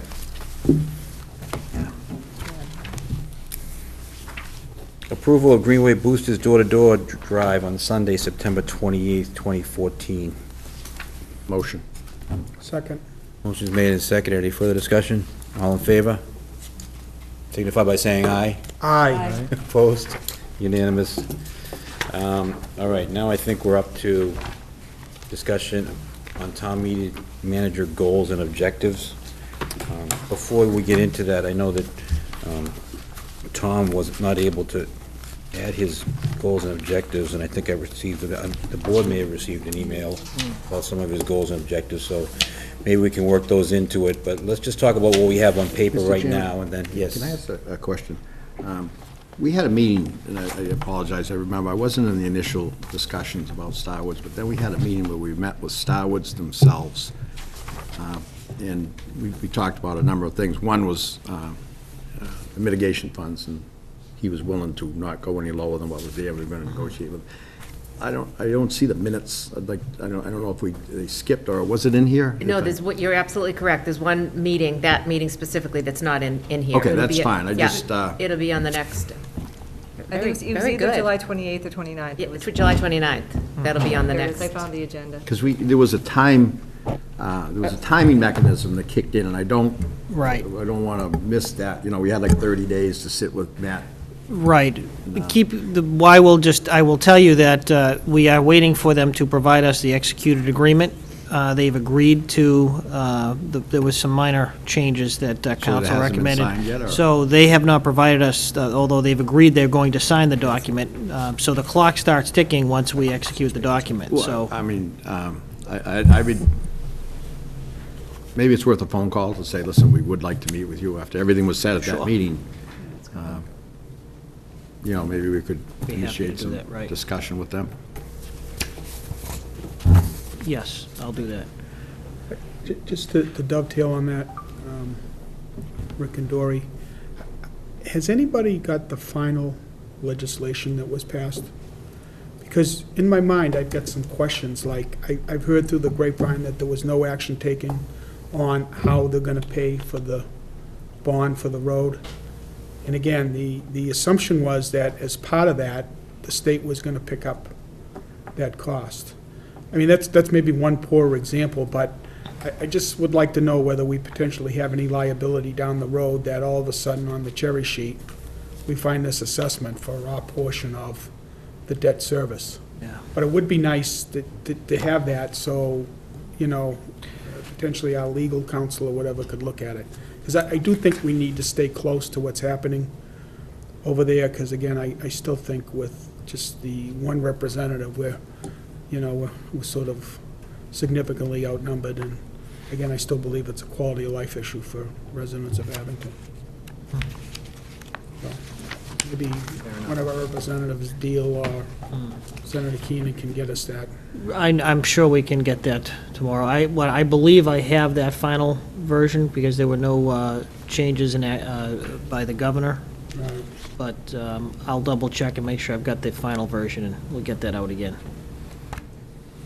Okay, do you want to go over the goals and objectives recap? You want me to do it, or how do you want to do it? I'll be happy to kick it off if you'd Sure. like. Just We pay for it. briefly, just a little bit of background. I've provided you with a memo, and attached to that is the the status of the 2014, well, actually, they were actually the 2013 goals you voted last year. And as you know, a great deal of these are continual type goals that don't expire just because of the calendar. So what we did is, members of the board were able to meet with me. We went over the current goals, the status of those, and then those enhancements or additions to what are currently there. So in my memo, I've broken those down. I took the liberty of just breaking those down into three categories, generally, organizational, financial, and then general. How about that? And so some of them, again, are continuations of what have begun in the past year. And I'll read them quickly. One is the completion of our transition fully to a regional veterans district. The transition and completion of the Department of Public Works, that process of moving to that updated organizational structure. The financial goals would be to be more, to adhere closer to the timetable requirements in the charter, and to work with the Finance Committee to ensure that their needs are fully met with regard to information and the timeliness of budget submissions, et cetera. And then the final one would be something you actually discussed tonight again, would be to facilitate the effort in terms of determining what the financial outcome will be with regard to the procurement of the fire apparatus. Some of the more general goals, one is something that focusing more on the board's policies and procedures. Those that is not an area that I will confess we focused on enough this year, in this initial year. And one of the additions that I think the chairman raised was the issue of determining and coming up with an alcohol policy in town buildings. That's, again, more of a task than a policy, but the overall goal of revisiting and updating the board's policies is necessary. Broader use of the website by departments for such things as minutes and other issues, and as most of you know, there's been a lot of work done this year. That's an ongoing goal by our IT professional in updating the website. And then there was some focus on some traffic improvements, particularly the Washington/Adams Street intersection. And there's I don't have it on here, but it wasn't a specific goal, but certainly the Hancock-Chestnut Street intersection is one that, as you know, we've been dealing with for some time, and we've got a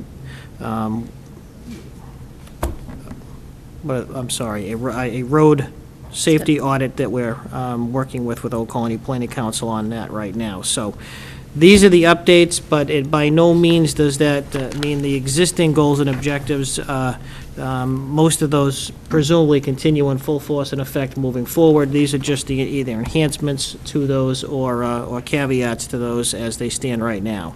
So that's what I have in front of you. And Mr. Chairman, I'll pass it back to you for now. Okay.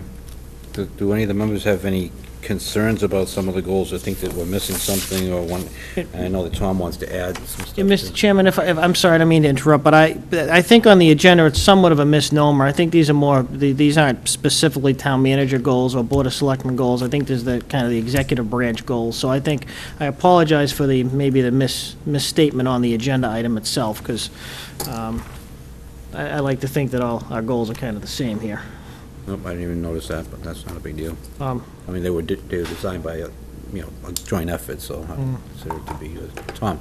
I think it might be beneficial to the public is, instead of just talking about them, and going through, I don't know if we can just put them up, maybe at the next meeting on the screen, so residents get a chance to view what, the executive branch's goals and objectives are. Are you talking about the ongoing ones, or our new goals and objectives? I'm talking about either or both, Okay. frankly. Sure. And again, I just know before getting on this committee, to sit and listen to a discussion like this without having that context where I think the cable can put it up and they can clearly see what the board and the interaction with the executive branch here are, and what we feel is important to the community.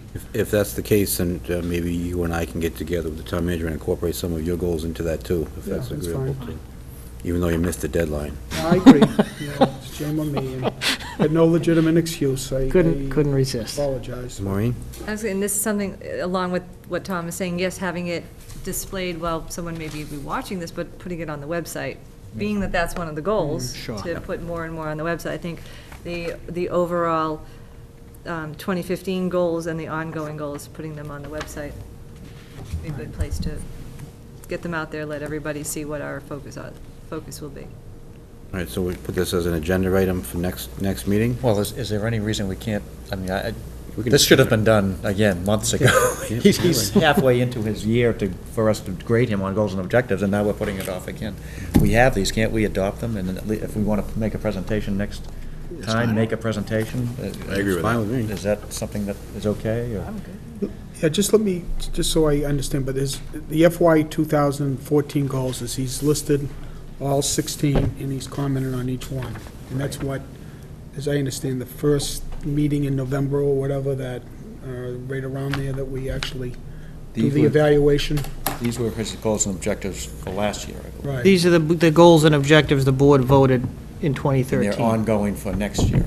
Right, I mean, for example, again, people who, to Tom's point, the facilitating the Island Grove Memorial Arch project. I mean, that's obviously been an ongoing project. It's been an extensive, multiple bid process, multiple, areas of procurement, and as, right now, this activity and a goal, obviously, that spans more than 1 year, fiscal or calendar year. So that's, so that, as an example, and most of these dealing with the providing assistance to the charter update process. Again, those aren't just goals that come and go in a given time period.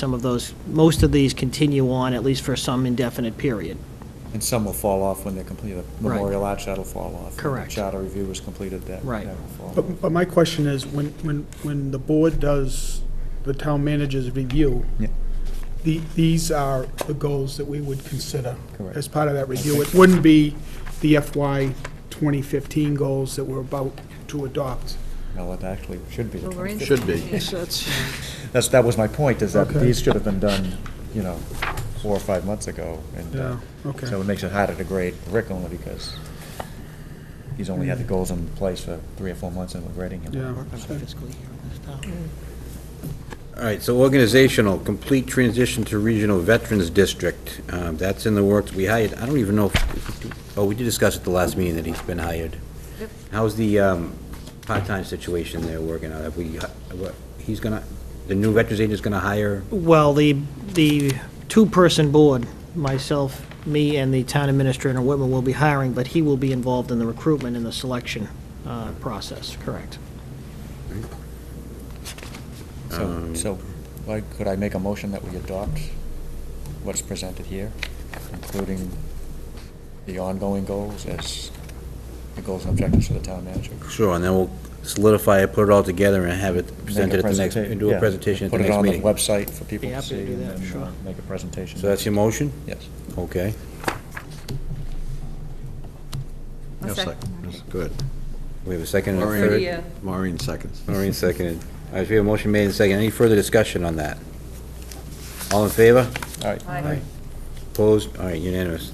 Oh, we put that to bed quick. That was good. And we're gonna change the name from town manager goals Right. to just town goals. Yeah, I like that. Okay. Town manager report. This is town manager report. Right. No, unfortunately, there's more, Mr. Chair. I was a little distracted here. Give me one moment to... It's way down the back of the pit. Last 2 pages. You moved things around the agenda a little bit, Mr. Chairman, so you Yeah, well, it's still the last thing. got me, okay.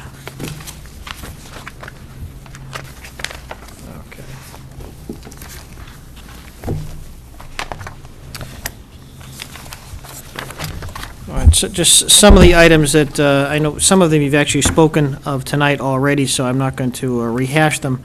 One, obviously, just because it would be, you don't want to miss the opportunity to remind people, we do have a special town meeting on the 27th, and we do have, the Finance Committee did transfer the funds as we hoped so that we can deal with the potential overflow crowd. Just some issues, I believe as I mentioned, you might want to check with your youth sporting association, determine if there's schedule changes. And I know that the library trustees are going to be considering whether or not they should be opening at noon that day also to provide for as much local parking for the event aside, because of, if there is a large crowd, all the parking that's possible in this facility will be of value. So, and we mentioned veterans, we mentioned Memorial Arch. Just briefly, with regard to the Memorial Arch, we hope that the masonry piece of that is done within 2 to 3 weeks. The second piece, which is a separate procurement, was for the bronze restoration work, and presuming that they can do that in early October, then the project would be completed this year. There is the chance, based upon the weather, that the bronze work would not be able to be performed until the spring. Unfortunately, that would back up the completion of the project. But that's where we stand as of today. We hope the weather cooperates. Of course, it's been a beautiful summer so far, and it's been a beautiful summer since summer ended, so we can expect miserable weather when we really need it. So, the DPW legislation, I have been in touch with Senator Keenan and Representative Deal's office. I've not received an update yet on exactly where that stands. Obviously, that's a problem in that, one of the issues that you haven't seen yet, but certainly one of the things Tom raised last year and this year again is a road restoration or a transportation plan, so to speak, for the town. And while our organization is not solidified, it's a little bit difficult to provide some of that information. So it's important for us, obviously, to get this organization heading in the right direction here. On that one, Rick, do you think it would be helpful for the board to send a letter to both, just urging them to get it done? It certainly wouldn't Possible. hurt. We'd be, Benefit of the town, and is that something we could do? Yeah, possibly in the same letter, we can ask them about the bill for the South deal, too. well, as I say, I'm fairly certain I have the most updated, but if it's not on the agenda, but I'll be happy to prepare a letter for the chairman to sign, urging our representatives to move this forward as quickly as As possible. long as the zombies don't get me outside. Try to do it before that event, Mr. Chairman. We've got, not something that's on the, otherwise, on the radar screen, but we've been working hard dealing with trying to get our personnel system into place. As you know, several months ago, we received the personnel audit, the results of a human resources audit, and we are working towards updating position descriptions. We do have funds available for a wage and classification survey, but trying to update all of our position descriptions in-house first will save a lot of money. And unfortunately, I think I was a little surprised by how outdated some of those were. So that is something we're actively working on right now to get all of our position descriptions up to date.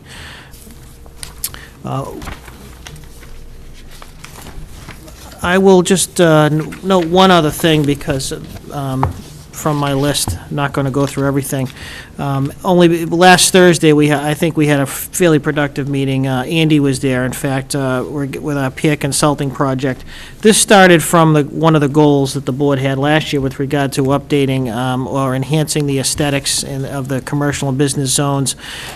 We did go through a process of getting a small peer grant from DHCD, and we've had a local planning professional, municipal planning professional working with us, and we had a follow-up meeting with with a group of business people who were nice enough to participate with us. I think one of the tangible outcomes right now is that for us, we believe that we can, with some assistance from our peers, that we can facilitate, and there seems like there's interest in trying to get another business roundtable or business council together. It's not something that either I have Doria personally done, but we've been associated and around them long enough, and it's effort. But we feel that would actually be a good launching point to deal with the broader issues with regard to signage and traffic and parking that have been identified as significant issues.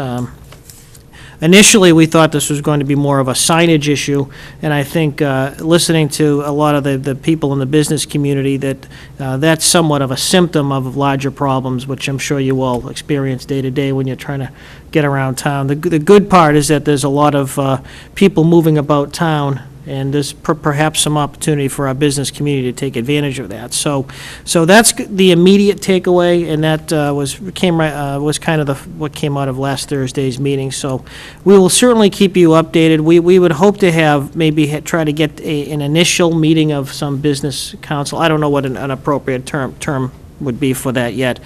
Later in the fall. And we would hope that a member or members of the board could show up to, as we as bureaucrats can facilitate things, but things that take on a broader community flavor like that certainly would take helpful if we could get some representation from the board, or continue to have representation from the board, so. Unless there's specific questions on anything I've listed here, and I sent you an email also, which on some more, some other issues last week, please feel free if there's anything that spurs your Mike, you had interest. a question about what Memorial Arch? On the arch. Would the bronze part of it be done, would they have the scaffolding up now, or would, this going to be done in place, or is whether you have two, a soldier, a sailor, and the eagle, would they be taken down? Right. If they're two different vendors, obviously, two different bids, and the bronze vendor is actually is actually having conversations with the masonry vendor just to determine that exactly, if they can make the timing work so that they could utilize the same scaffolding and infrastructure. So it's exactly the type of conversations that they're having right now. And our Doug Ulwick, as you know, is actually facilitating a lot of that too, so. Just one other comment, I could be wrong, but I know in the spring, the chief has a road race, and I believe they're going to have a similar road race in November at Veterans Day, and I believe they use, Andy, you run that, don't they go through the Grove? Not anymore. Not anymore, okay, fine. No, they go around the Grove, actually down Park Ave and then down Central. It's been a while since you've run that, Mr. Franny. Is that what? That depends. on Run it. Well, that's true. Okay. All right, public comment. You guys have the microphone, it's a good chance to plug Come in on, the Rich. meeting if you want. Rich? You've been sitting You've been there. here all night, Rich, you might as well get up and. Never been like we did one. Yeah. Again, I want to thank the Board of Selectmen, first of all, for their public support of the school building project. Just want to reiterate the upcoming town meeting date, again, September. Introduce yourself first. Richard Testa, Chairman of the School Building Committee. Thank you, sir. Thank you. Just wanted to remind the residents of the upcoming town meeting, September 27th, Saturday, 10 a.m. We are asking that residents arrive early at 9 a.m. to check in early. We do expect an overflow crowd. And we do encourage, in the interim, if anyone has questions regarding the school building project, to visit the School Building Committee website at www.asbc.us. There is a Contact Us link on there. If you can't find answers to your questions, you're certainly welcome to send the questions through to us, and we'd be more than happy to answer them. Had a great turnout at the most recent public forum. Again, we continue to look for questions to ensure that we're getting the correct information out there to the public so that they can make an informed decision at the September 27th town meeting. So, thank you very much. Accepting questions? I'd be happy to. He might as well field one question, kind of a softball, but I think, Kenny, you said that you saw some email today, 900 people potentially in the gymnasium, then we have overflow in the cafeteria. Correct. So it's feeling to me like over 1,000 people, 1,000 to 1,500.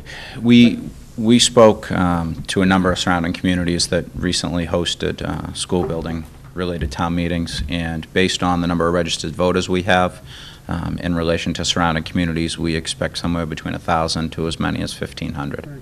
My question is, maybe somebody said it, but do we have provisions for like a shuttle, satellite parking? Because I just know when going up there with a big town meeting, if there's 300, both sides of that boulevard, are taken up. Yeah, I know both the moderator and town clerk recently did a brief kind of video vignette preparing for the town meeting that's been put out to the public, asking that the public consider carpooling and talking about potential parking areas. I know once it does get to capacity, they'll be looking at some potential options. I know they did talk about there is at least one van that's available, and they did talk about also using that, but the moderator and the town clerk have been facilitating that effort. Thank you. Thank you. Any other questions? No, just want to congratulate you, you've done a fine job. Thank you. Thank you. All right, anybody out there in TV land who's not asleep yet, don't forget tomorrow is state primary election day, 7 to 8 up here at the high school. I'll entertain a motion to adjourn. I'll make the motion. Second. Second, all in favor? All right. Aye. Unanimous. Thank you.